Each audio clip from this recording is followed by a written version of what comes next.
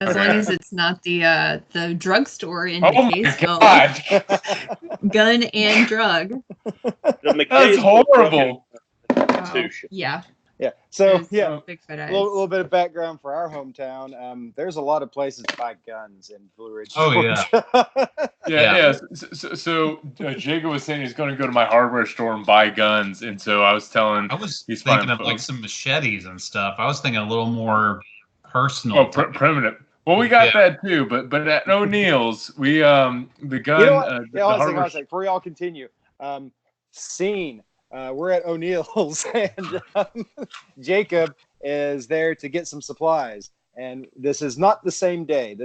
We'll say that Peter is currently talking to Frank at the moment, but obviously Jeb does not have the off day at that point. But y'all two are shopping and begin. Sorry, Peter and Jacob are shopping? No. Peter and Frank are talking, but at the same time, like on the other end of town over at O'Neill's, Jacob has kind of rolled into your store and you two, you can interact. This is I think this could be good. Well, Jacob, how are you now? It's the $1 million question, man. I'm probably about the same that you've been doing, I'm guessing. Yeah, I mean it's been a little rough. I mean, this last 2 months. I mean, I haven't seen either you or the other two in a while, but it's a little strange. But I'm happy to see you. Yeah, man, I've been having trouble. It's like I sent that text out to you and Peter and Beryl. It's like my line of work. I mean, monsters exist. That's never been a stretch for me, but now to know that the food chain has shifted a bit and that even the worst of humanity are essentially prey at some point, I feel like I've got to do something more than just kind of sit around and wait for something else to come along, if anything even is going through. I guess that's been what's been bothering me the most is I want to find out if this was just a simple one-time deal, like just chaos coming onto the town, or if there's something more prevalent going on in this area. Well, I'll tell you, friend, I've been here a while, ever since I was born, and I've worked at the hardware store since I could remember, and I've, run it since I was in high school.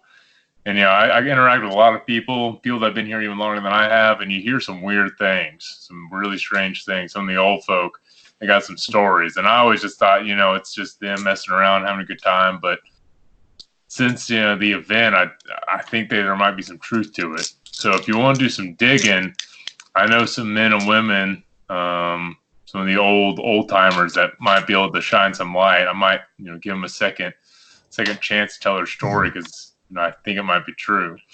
There's few things I've learned in my line of work, and one of them is there's never just one story. There's always something else behind the curtain more than someone's not leading on or that someone's not aware of. So I have contacts of my own, but one of the reasons I'm in here is I wanted to talk to you, and I'm going to try to reach out to Beryl and Peter soon. Before I open the door on this, I wanted to talk to y'all first and see what your thoughts were, because there's not going to be any way for me to spearhead this by myself and not involve y'all in some way just because of the shared experience we had at Stonewall. So yeah, and I think it'd be great if the 3 or 4 of us have a little meeting sometime in person, kind of, because it's been a while. So if we can all see each other in person, kind of bounce some ideas off each other. I mean, last week I was driving, down 515, and I saw Peter in the parking lot of his museum. I waved at him, and the moment I waved, he ducked behind his car. So I don't know if he's trying to avoid me or what's going on, but I feel like, weird as it sounds, if you and me and more people come and see him, it might coax him out to want to talk.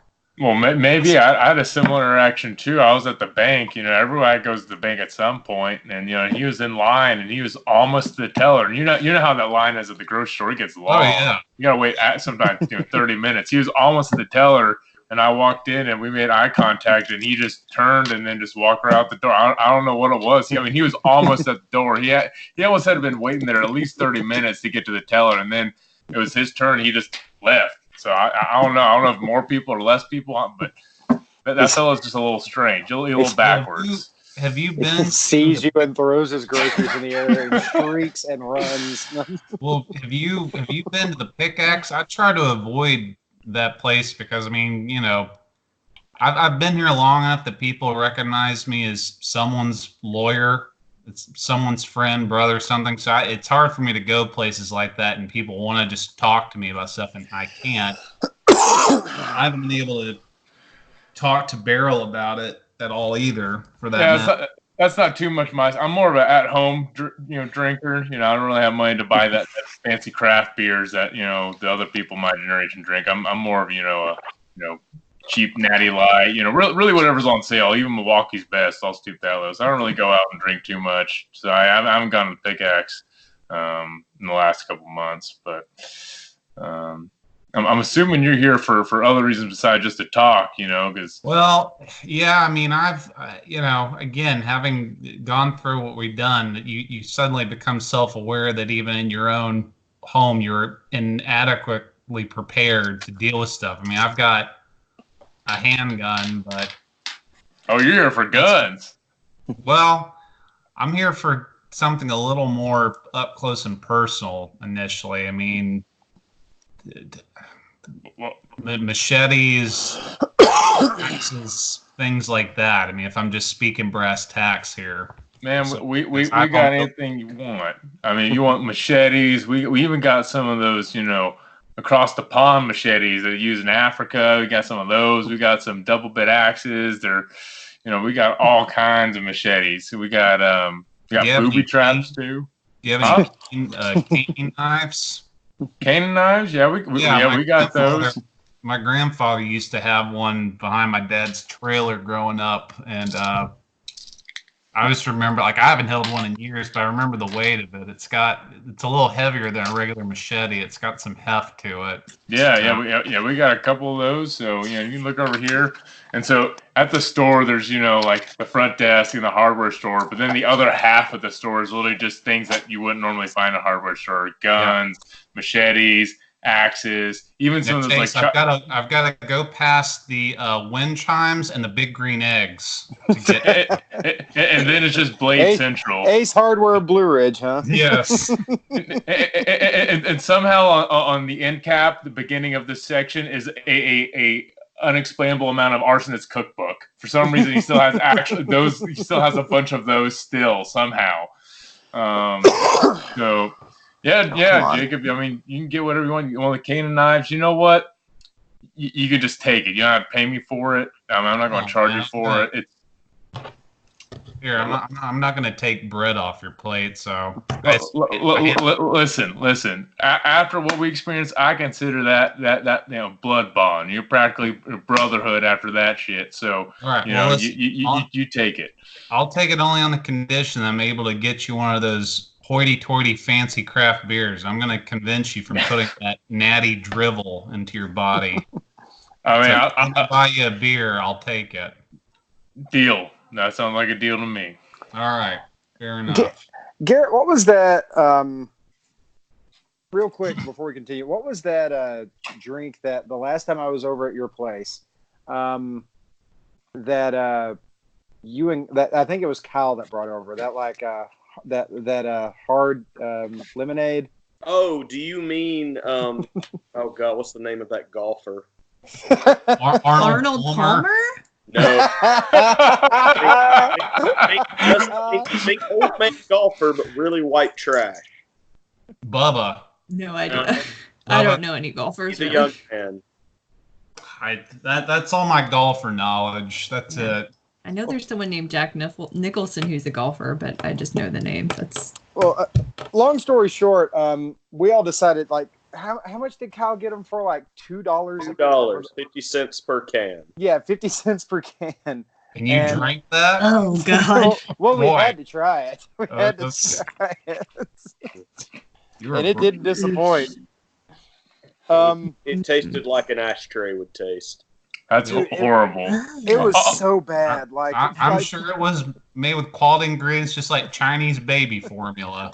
like every single we opened it and just sniffed it. It's like, oh, it smells so bad. Oh. Let's taste it. Well, good. I knew since I didn't remember the name, if I typed in heavy drinking American golfer, I'd get the name. John Daly. Oh yeah. John Daly's. Yeah, good old John. That like literally sounds like the name brand of like a gas station condom brand or something. It just sounds like He's not a classy man. Oh, wow. Hey, real quick, Jacob. You have at least strength 2, right? yes, strength 2 exactly. Okay, so here's the stats for a machete. Okay. All right, I'm gonna put this in my weapon slot. Okay. Also, the name of machete I was thinking of was a kukuri. That's why I said Africa. I was like, what the fuck is I was, Yeah, that's what I was kukuri. saying, like a kukuri blade. Kukuri, yeah, that's what I was trying to think. I was like, harikiri. I was like, that's not a name of a machete. Well, That's okay, not, like, not it at all. Just for viewers at home, specifically like- designed to cut people's heads off. Yeah, well, he's got those. That's what I was trying to think of. Like, that's why I said African like style blade. I was like, I can't remember what it is. All right, so then I'll just write that just for sake of illustration, kukuri. But yeah, or cane knife, which I like the anecdote of Grandpa's cane knife. all right. So what Like is the or Excuse me. So okay, machete. Damage 2. So like if you Okay. land a hit, it's going to deal at least 2 points of lethal damage on him. okay? Initiative -2. It's also size 2, which that means that it can be hidden within a coat. Okay. So as long as you're not drawing too much attention to it, like no one's going to fucking notice it. And let's know the rapier is armor piercing. The machete is not. Yeah. The machete's just going to remove a finger or 3. All right. Strength. Was that strength 2? I'm guessing as well. Yeah, that's just you need to have at least strength 2 in Okay. order to use it effectively, or else you take a -1 to all usage. And obviously, clip and range are pretty self-explanatory. Yeah. You have 9 rounds of machete per use With a 50-yard range. with a 50-yard range. Each time you use it, it shrinks. You can use that thing within 50 yards. Excellent. Any closer, you're going to be doing it at a penalty. So on the way out to your car, though, Jacob, you see that you have a text message from Rat. I like you. One bonus die for one future roll. Yes. You made me laugh, and I always reward that. Except for Garrett. Garrett gets a negative every time he makes me laugh. wow. All right, Rat. Yeah, all it says is Mr. Adams, call me immediately.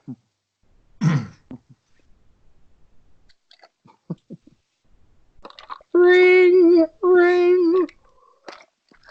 He goes, All right, Rat. I got your text, man. What's Hey, up go- this time? he says, okay, hey, Mr. Adams, so our court stuff, that's doing really good still, right? It's doing really good still. Oh yeah, man. But it's moving right along. He's like, okay, that's good. So, you've seen in the news about what happened over at the elementary school, right? So here's what happened over at the elementary school. Yeah. It has been shut down since Thanksgiving. It's been shut down since Thanksgiving.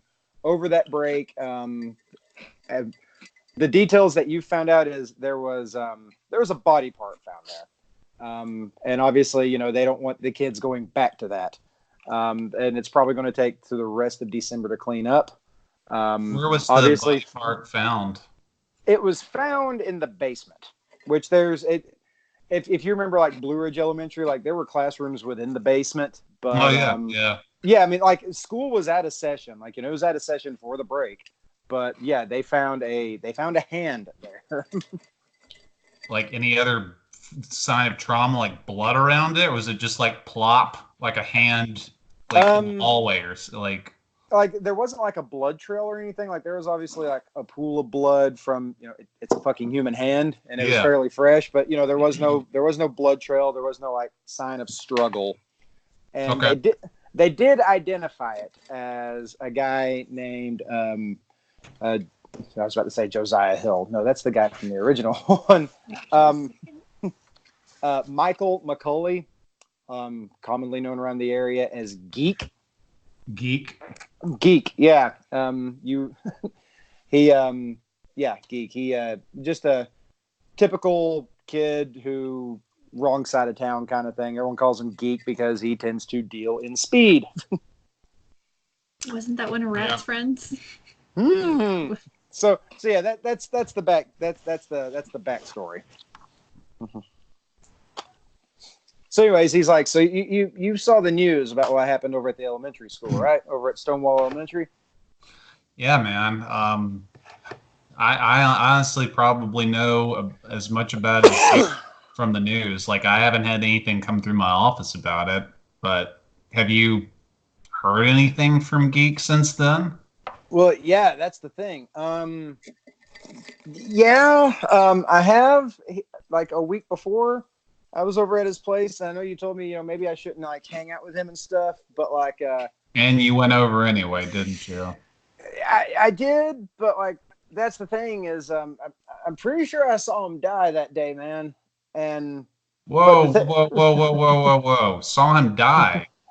Yeah. Yeah. But the thing is, like, he didn't lose his hand. And then, like, 2 days ago, I saw him and he wasn't dead. And I don't know what to do, man. Okay. I don't know what to do. So I was like, you know what? I'll call my lawyer. Rat. Okay. Well, first and foremost, I have to ask you, have you told anyone else this besides me? I don't think anyone would believe me, man. Okay. When you say you saw him die, what happened to him? Do you think we could meet in like public and maybe discuss this, like maybe at the Waffle House or something? Yes, absolutely. But I'm gonna quiz you. What are you not gonna do until we meet? Talk to anybody. Nobody. Don't fucking snitch. Don't fucking snitch to anybody. Fucking right. Can you meet today? Yeah. I got plenty of time. Like I haven't like, I know I should be like at school, but like, you know, that's kind of got everything shut down, and I wouldn't have gone anyway. I'm kind of just freaking out right now, man. Oh, it's been a rough couple of weeks. I'll buy you a piece of pie when we get there. All right. Fucking sweet. Yeah, bro. I'll see you there soon. Okay. All right, Mr. Adams. I'll see you there. All right, man. Drive safe. Okay. So, a couple of minutes later, you pull in at the Waffle House. You know, that looks like all Waffle Houses. You can smell the grease from outside. Just delicious. Sweet promises. You know, the thing is, like, Waffle House is a thing that, like, man, it's gross. But if you grow up from the South, there's a little bit of home there. I really like Waffle House. I might be going to one after this. Seriously, my Todd assuasion is only going to be cured by hash browns. That kind of All right. So walk in. Where is he sitting? He's not there yet, but you see him pull up soon enough. Really obnoxious old Ford F-150 that has been just pimped out in just the most obnoxious way. Punisher skulls on the side of the door. Big giant freaking pipes in the back because he runs a diesel and he's very much the rolling coal kind of guy. You're missing the most important detail, Chase. Truck nuts. No. At that point, now you're just my car. A decal of Calvin peeing on a Chevy logo. Yeah. yes. That. All right. That Jay, and that's also the truck de nuts. rigueur. Must. So he gets out. He's walking up, wearing his Juggalo jersey. It's great. He comes up. He smells fantastic. He's got the white guy dreads going on. Okay. Oh no! God, stop! Keep going. I'm putting putting this together. Keep going. I've met this person many times in my life. He comes in, and you know he's very proud of that little bit of facial hair he's got. He shouldn't be, but you know he's proud of it. Very wispy. He says, "Hey, Mr. Adams, it's good to see you. So we're going to talk about that about the murder, right?"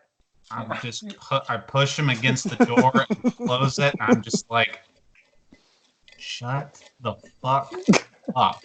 He's like, "Oh yeah, oh yeah." Yeah, I look over to like the line cook, and he just kind of. He's like, yeah. Yeah, he gives you the look like this is not the first time he's heard the murder inside a Waffle House. Yeah. All right, so I'm putting my arm around Rat, like basically kind of like pushing him to like the farthest booth we can get in the corner of the house, like away from the bathrooms. I know exactly what you're talking about in any Waffle House. Yeah, I think we're all just like, yep. It's like we all already have just the school. perfect visual map of the Waffle House. I'm sitting in the booth, and I'm pointing to Tim like to sit right next to me, not across from me. He's picking up what you're putting down. He sits down, kind of pulls out the menu, trying to look inconspicuous. But I mean, no one's looking. But you know, if they were looking, he would look exactly like the kind of guy who's trying to look inconspicuous. All right. So when I say inside voice, Rat, I mean half as quiet as that. All right. It's like, all right, I got you. We don't want anyone else knowing about this. This is pretty bad. Okay, nice and steady. How do you know that Geek was killed? He's like, okay, so Geek doesn't really run a clean operation. I mean, you know, when you're slinging speed, you know, the stuff's kind of dirty anyway, right? No, I've represented a few of his bangers before over the past couple of years. I'm very well aware of his operation. Well, so that's the thing. His place wasn't exactly what you call clean either. Kind of gross. But he was over there. We were just hanging out. We were playing FIFA, and like this big fucking rat. Okay, it came like scurrying across like this thing. It looked like a fucking chihuahua, man. Like it was that big. And like, you know, he was like, you know, what the hell? And like, he was just like, you know, I've just been getting a lot of these rats lately. And like, you know, he followed over the wall, and like he was standing there, and like it just kind of jumped up and started like attacking him. And like suddenly just like rats just started just pouring out of the goddamn walls. And like they just started like just kind of tearing into his chest. And like I didn't fucking know what to do. Like I think he was dead. But like, I mean, you know, you see rats like crawling inside a body. Like, I'm not really. How the hell am I supposed to tell that to anybody, right? So the big rat that he initially saw, were all the other rats the same size, or are they smaller? I don't really remember. I just remember seeing the one. Like, I mean, you could put a saddle on this thing. It was huge. Well, did they notice you at all? I mean, you obviously got out, but. Did you run? Yeah, I ran. I saw a bunch of fucking rats like chew a guy up, and like, yeah, I bolted. I ran straight to my truck and got the hell out of town. Okay. And like, I mean, I didn't go buy any. Like, I don't like. What am I going to tell everybody? So yeah, my boy, he just got eaten by a giant super fucking rat. Has anyone else called you about Geek? Well, I mean, there's a couple of others that, you know, that he kind of works with.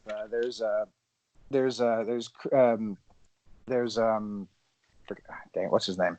Sorry, I forgot the dude's name. There's Bubba and Mercy, Mercedes.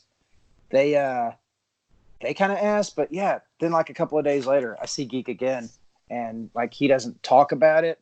I don't talk about it because, like, I mean, how do you even broach that? How do you even bring that up? You know? Well, hey, dude, remember that time you got eaten by a bunch of fucking rats? When you say you saw him again, where was it, for one? So we ended up. I just kind of ended up bumping into him over at the Pickaxe. What did he look like? The same, and the thing is, like, this was like that was the thing. So he got eaten by a bunch of rats, and then like a couple of days later, that whole thing at the school happened, and he was missing it. And the drug test came, the DNA test came back and showed that was his hand. But then I saw him a couple of days later at the Pickaxe, and he looked fine, and he had like both of his hands.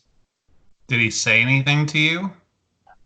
He said he was he'd started to he was about to drop the selling the speed, that he found some kind of new product he was wanting to push. And what else did you say to him? Did you bring up the fact that you had seen him eaten days before? He's like, no, and I know that sounds really weird, but like, how do you bring that up? It's like, hey, dude, one word at a time. Let me get you a drink. Remember when the bunch of fucking rats ate you? Did you see anyone else talking to him at the Pickaxe? Not really. I mean, he was probably like kind of mingling and stuff like that, but he wasn't like, I didn't see him like doing any business or anything. Okay. What happened after that? I haven't really been talking to him since then, because all of that kind of freaked me the fuck out. Have you been by his house since the attack happened? No, mostly because I saw a bunch of rats, attack a guy. Good. You don't go back there at all. That sounds like a really good idea because of the rats. Yes. Exactly. Seriously, it's like this big. All right, Rat, this is really important. At this point, there are obviously reasons to call the police, but none good enough for you to do them right now, because you're absolutely right. No one is going to believe you. I'm just talking honestly to you. No one is going to believe a word that you say of this story. And what's worse could happen is they think that you're basically coming into a station, you're admitting to killing him, and that you're coming up with a hair-crock story to do it. He's like, well, you don't got any issue with me not trusting the cops, man. Yeah, stay away from the pigs.